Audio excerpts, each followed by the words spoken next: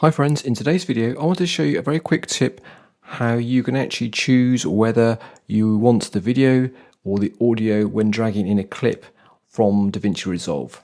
Now by default, when you actually take or select a clip, drag it onto your timeline, it's going to bring both the video and the audio onto the timeline. So if you're kind of dragging it onto, for example, video 2, notice that the audio clip then overwrites my existing audio, and that's kind of really annoying. So I wanted to find a better way of doing it, and fortunately there is, of course.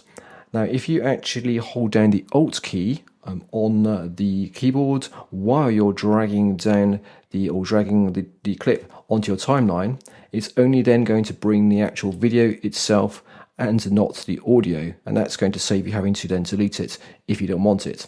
Now let's say, for example, you also want the audio but not the video. Not quite sure why you might want that, but maybe you might do. For example, you can hold the Shift key and then drag the clip in, and you're just going to get the audio for that particular video clip.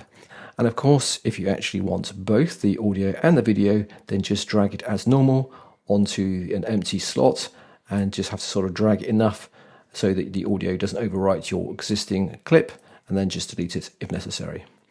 Now, I certainly will be using the Alt key just to bring the video clips on, because 9 times out of 10 while I'm recording, I don't actually want the audio from the video clip because I'm going to record the audio separately.